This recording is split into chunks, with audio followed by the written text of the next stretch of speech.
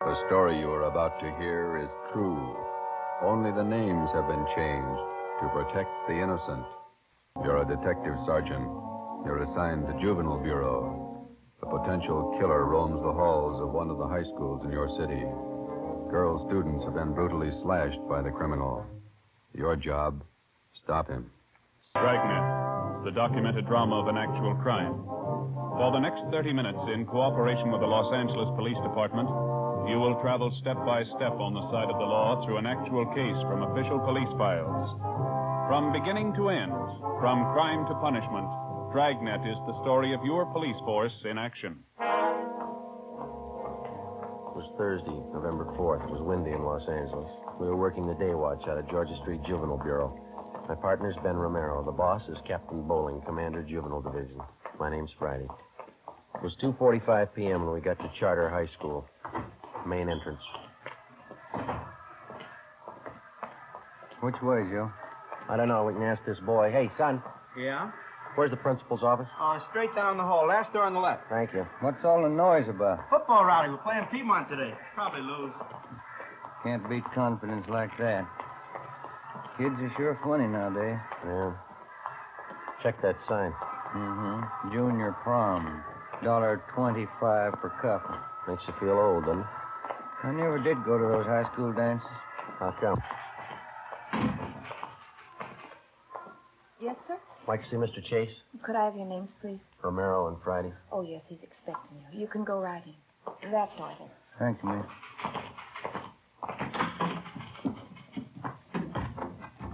Mr. Chase? Yes? My name's Friday. I talked to you on the phone. Oh, yes, certainly, Sergeant. Have a chair. Thank you. This is my partner, Ben Romero. How do you do, sir? Hi, Miss Chase. Sit down. Certainly glad to see you, gentlemen. I'm at the end of my rope. Would you mind briefing us, Mr. Chase? How did all this trouble start? I don't know how it started. I don't know why. But here's the result, Sergeant. This dress, bloodstains on it. Mm-hmm. What's the story? A woman stormed in here and said her daughter came home from school yesterday wearing this dress. She told her mother she'd been knifed here at the school. Mm-hmm. How many cases like this have you had? 21 in the past 3 weeks.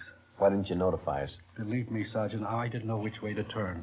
When I first learned about these knifings, I wanted to call in the police, but some of the girls who'd been cut, the parents didn't want it reported. The publicity, the notoriety, they didn't want it. Hope you realize, Mr. Chase, that it's a pretty serious business. Believe me, I did realize. What could I do? The knifings had to be stopped. The parents didn't want them reported. I've tried everything humanly possible to find out who's responsible. What have you tried, Mr. Chase? Well, I called on some of the older students from the Boys' Council. I placed them all over the grounds of the buildings and told them to keep an eye out. No results, huh? The knifings have gone right on. This past week, they've even gotten worse. Oh, that reminds me. Just a moment, please. Yes, Mr. Chase? Doris, would you get Jim Travers, please? Have him come to my office right away. Yes, Mr. Chase. Travers is head of the Boys' Council. He helped organize the system of guards. He might be able to give you some information. You said a minute ago that the situation has been worse this past week. You mean the knifings have gotten more frequent? More frequent and more serious. One girl was cut very badly this morning. She had to be sent home. Are most of these girls cut in pretty much the same manner? The school nurse treated some of them. She says it looked to her as though the girls had been slashed with a very sharp knife, probably a razor. Is there any definite time pattern to these knifings? All of them happened between periods when the students changed classes. The corridors are pretty well crowded, and that's why it's so difficult to pin it down to any one person. I see. How about the victims themselves, Mr. Chase? Is there any set pattern there? That's what has me frightened. How do you mean? Most of the victims are rather pretty girls. Whoever's doing this seems to have a preference for them. It's frightening when you think of what kind of mind the person must have. It's a little more than frightening, Mr. Chase. Huh? A person with a knife must be a mental case, probably a dangerous one. I don't think he's going to be satisfied with just knifing the girls. Louis? Possible if we let it go much longer. You wanted to see me, Mr. Chase? Come in, Jim. I would have come sooner. I was tied up with the rally committee. Jim, this is Sergeant Friday and Sergeant Romero, police officers. Right, Jim. They're here to investigate the knifings. I thought maybe you'd be able to help out with some information. Well, I still have the fellows on the council watching the corridors. We haven't seen anything yet. Well, if you have any time after the rally, Jim, we'd like to have you show us around. Okay, Sergeant. Is the school nurse still in her office? I'd like to talk to her, too. I think so. Jim, when does Miss Wesley go home? 3:30 on Thursday, Mr. Chase. I'll tell her to stay on a few minutes. That's fine. We'll meet you outside the office here, huh? Okay, I'll see you later then. Right. Is school out for the day? Yes, it is. Guess we'll have to wait till morning to interview the victims. The first class is at 8 o'clock. I'll have the girls assemble in the classroom next to my office. All right, Mr. Chase. Thank you. I'll be right back, Doris. See you gentlemen out. Looks like the rally's just breaking up, huh? 3 o'clock now. The game's at 3:30. Kids certainly jam up the corridor. Come on. Let us through here. Let us through, please. All right. The rest of you go about your business. Go on now. What's the matter, young lady? What's the trouble? Patty Larson, she's fainted. What's the matter with her? Look at her dress. It's covered with blood. An ambulance was called, and the injured girl was taken to Georgia Street Receiving Hospital, where she was treated for a cut on her right forearm and a deep slash across her hips. She was not in serious condition. It was the doctor's opinion that the wounds had been inflicted either by a very sharp knife or more probably a razor. A detail of plainclothesmen were dispatched to Charter High School to keep the grounds and quarters under strict surveillance until further notice. At 7:30 the next morning, policewoman Lorraine Jensen, Ben, and I met at the high school with Principal Chase and Jim Travers, the head of the boys' council. By 9 a.m., all of the 21 knifing victims were assembled in one of the empty classrooms. Policewoman Jensen outlined our plan of questioning. May I have your attention, please? This isn't going to take very long, girls, but I will have to ask you to cooperate with us. Try to remember every detail of the time and the place that the knifings occurred. Do you all have a report form to write on? Yeah, they're all set.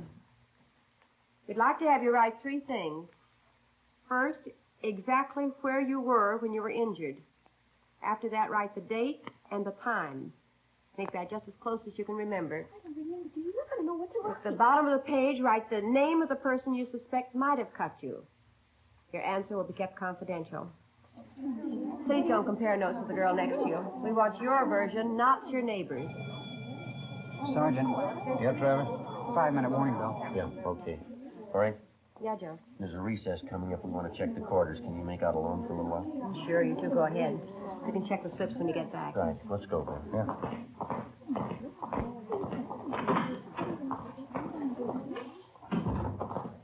The top of the stairs is best, Sergeant. Okay. If you stand back a little from the railing, no one down below can tell if they're being watched either. Okay. I'm pretty much interested in police work. You know, the lie detector and stuff. Uh-huh. You keep on going here. One more flight. All right. I wrote a paper once on the lie detector for our physiology class. Teacher liked it. That's so. Yeah. I've been reading how they take fingerprints, cloth imprints, and all that. Pretty interesting. Here we are. We can keep an eye on the whole corridor from here. Okay. What detail you officers work out of? Georgia Street Juvenile. You know Lee Jones or Ray Pinker? Oh, yeah. I've read a lot about the crime lab. Why don't you come downtown some afternoon? We'll show you around. That'd be swell. Okay. Must be interesting, meeting all kinds of people, watching how they behave, you know. Yeah, it's interesting.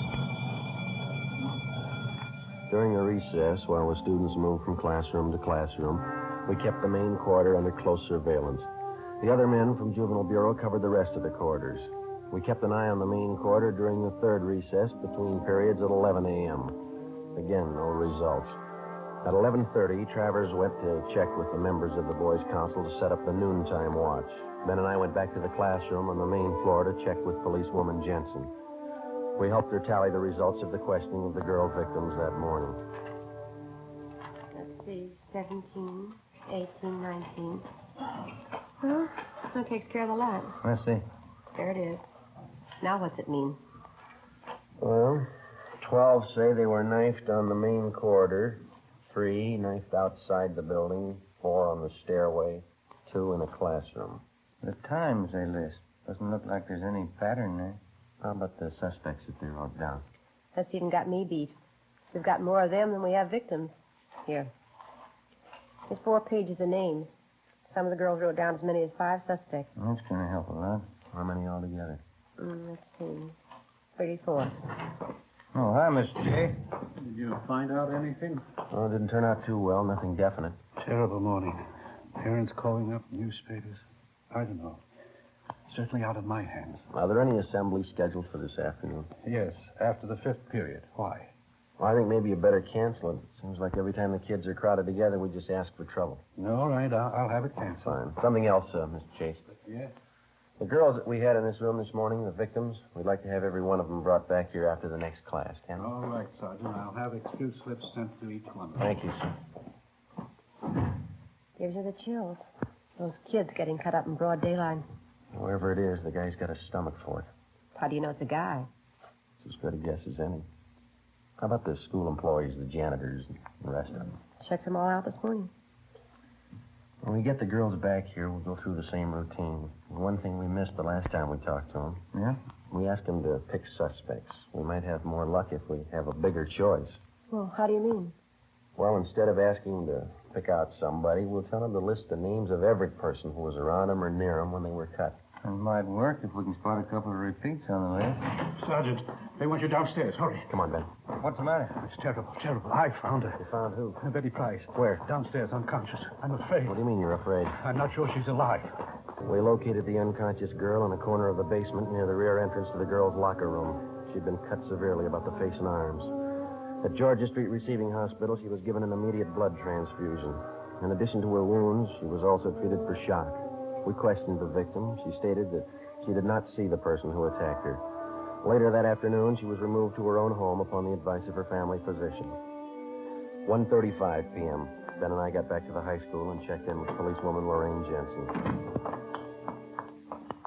How'd the last station turn out, Lorraine? Yeah, a lot better. It was a good idea, Joe. Yeah?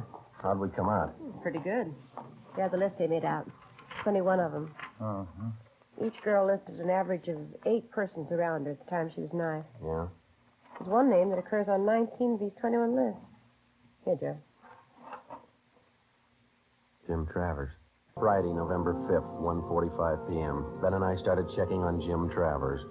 In the registrar's files, he was listed as James Kirkland Travers, 17 years old. He was a well-known, popular student. He was a fine athlete. He was from a well-to-do family. His father was the head of an engineering firm. His mother was from one of the oldest families in the city. During his 3.5 years at Charter High, Jim Travers had maintained close to an A average in his studies. He'd been president of his class since freshman year, and he'd held numerous other class offices. We interviewed his teachers. They had nothing but praise for Travers. They tabbed him as a brilliant young man with an excellent future. We asked about Travers' friends, who he palled around with. We picked up a small lead. We were told that he had very few, if any, close personal friends among the students, but he did have one girl at the high school he was especially fond of. Her name was Barbara Ferris, a tall, dark-haired girl, exceptionally pretty. Her scholastic record was almost as high as Travers. 2 p.m. Policewoman Lorraine Jensen and I interviewed the girl in the small room off the principal's office. We're not singling you out, Barbara. We're interviewing most of the girls in the upper classes. You mean about what's been happening around school? Yes, that's right. Well, I don't know much about it. I was talking to Jim Travers last night. He's a friend of mine. He told me why you were here. How long have you known Jim Travers, Barbara? Oh, since freshman year, I guess. Mm-hmm. Do you go steady with him? Well, we don't like to call it that, but I guess so. We go to the dances together. Sometimes we go to the show on weekends. Do you go out with him very often? No, not very often. Jim's usually pretty busy. He studies a lot. Does he go out with other girls, do you know? Well, no, I don't. Once he went out with Betty Fisher. He said he didn't like her much. Betty's kind of a party girl. Jim likes to talk about things. You know, physiology, books, stuff like that. Do you get along with him pretty well? We get along fine. Sometimes he's moody, but I guess I am too. Could you tell us a little more about Jim? What's he like? Well, what do you want to know that for? Is there anything wrong? No, it's just routine questioning, Barbara. We have to check on everybody. Oh, I see. Well, Jim's certainly all right. He's like the rest of the fellows at school, I guess. Only he's smarter than most of them. Well, is there anything maybe that's odd about him that you noticed? Anything very different? No, not that I've noticed. He's always been pretty bashful, up until this last year anyway. He's still that way sometimes when we go out on dates. Well, how do you mean? How is he bashful? You know, about girls and things. He's always nice, though. He's not always thinking about necking and stuff like most of them. You mean he's not the romantic type? Well, he can be romantic when he wants to. Once we parked outside my house after a dance. He's always nice. It was just this one time. What was that? Well, he kissed me, and Then he twisted my arm behind my back. He kept twisting it for no reason. Yeah? I told him it hurt me, but he wouldn't let go. He kept twisting my arm. What did he say? That's what was so funny.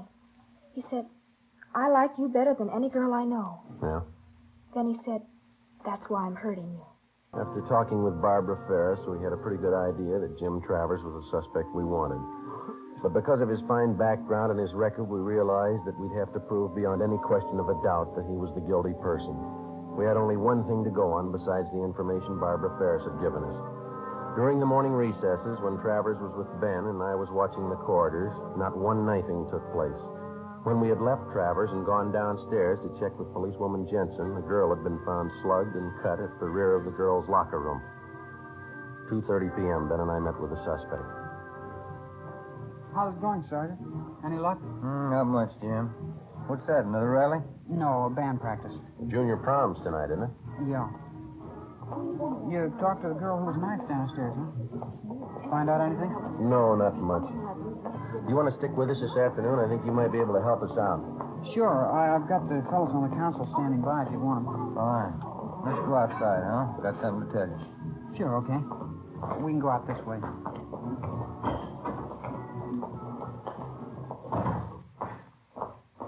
I certainly appreciate your letting me tag along. Hope I can help you. I think you can, Jim. So when we talked to those girls this morning, we drew up a new list of possible suspects. Yeah? Funny thing, one of the names on the list was yours. Well, I've got nothing to hide. Well, we'll make a systematic check of each name on the list and start with yours.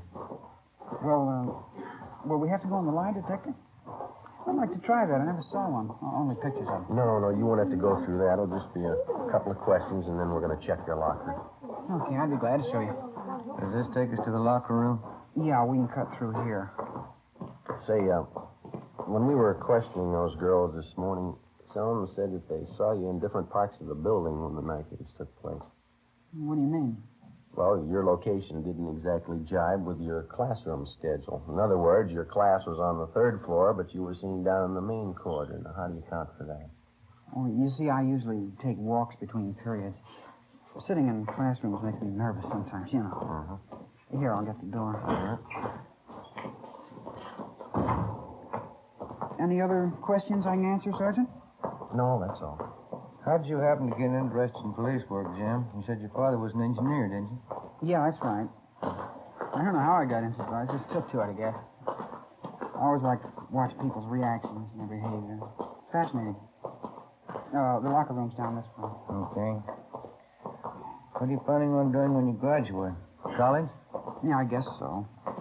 Dad wants to send me to MIT. It's a good school. Yeah. Say, if you ever have the time, I'd sure like to see some of the ballistics equipment down at the police crime lab. I've read up on ballistics quite a bit, too. Oh, is that so? Yeah. The polygraph lie detector. That's my favorite, though. Wonderful machine. Mm-hmm. Imagine charting positive and negative reactions like that. It's marvelous. Yeah, it is. Say, have either one of you ever read Dawson's treatise? I think it's called The Psychology of the Criminal Mind. You ever read it? I think we had that in training, didn't we, Dan? Something like that, yeah. How about Criminal Behavior and Its Basis? Maxwell's book. Did you ever read that one? No, I don't think I did. It's a great book. I got quite a few textbooks on crime. There's one on sex crimes I just got. It's very good. Mm-hmm. Is this the locker room? Yeah, almost went past it. My lock is down this way. How do you shave, Jim? You use an electric razor or a safety razor? Me? Electric razor. They're the best. Yeah, they're a lot easier to use.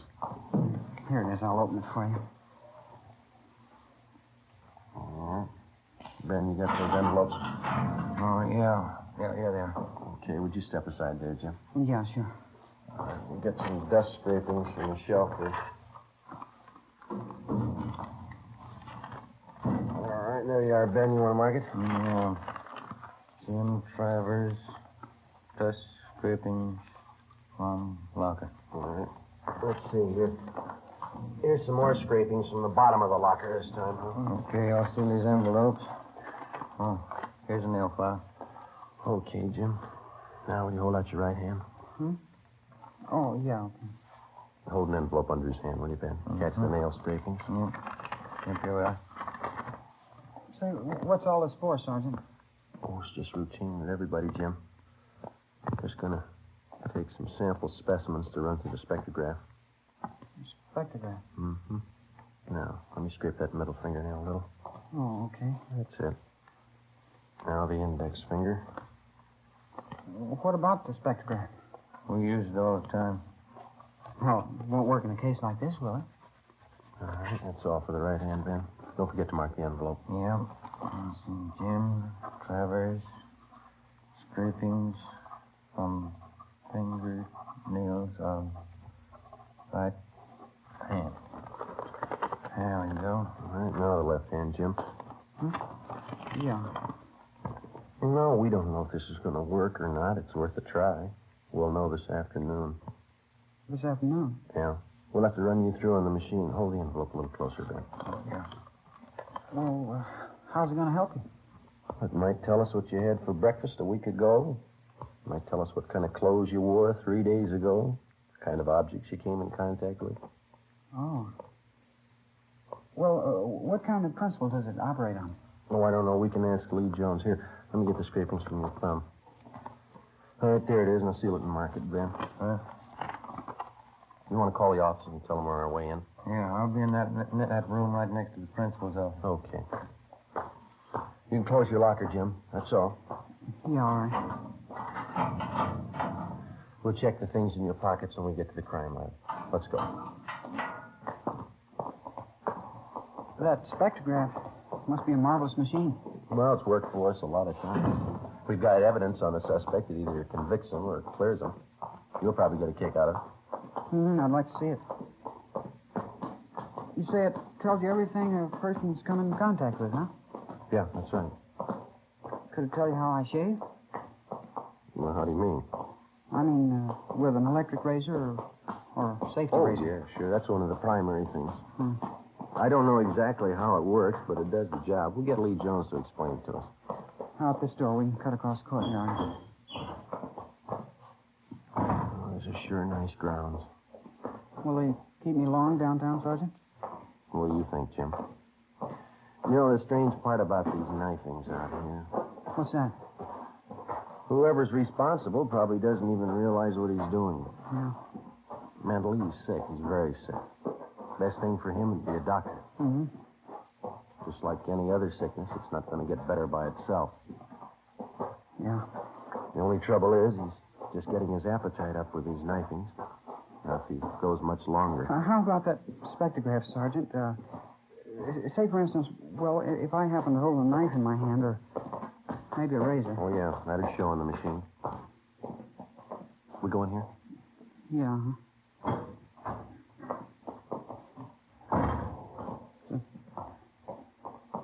Terrible thing. Whoever it is. Terrible thing. Yes, it is.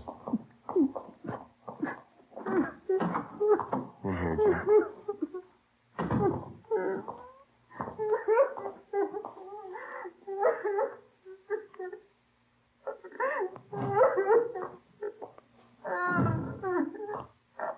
Joe, how's it going? I think he's ready to tell us. Hope so. I expect the girl won't.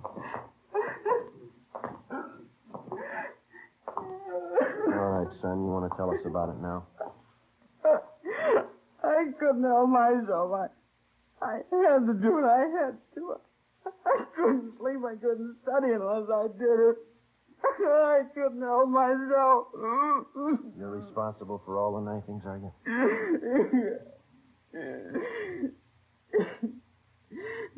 You knew, didn't you? Who told you? You told us, yeah. I'm glad you caught me. It was getting worse. Might have been too late. I'm glad you caught me. Why? Barbara.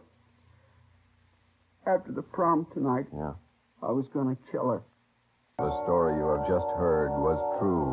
Only the names were changed to protect the innocent. On December 15th, a hearing was held in Juvenile Court, Department 38, City and County of Los Angeles, State of California. 17-year-old James Travers was examined by court psychiatrists who found him to be one of the most dangerous mental cases they had ever examined.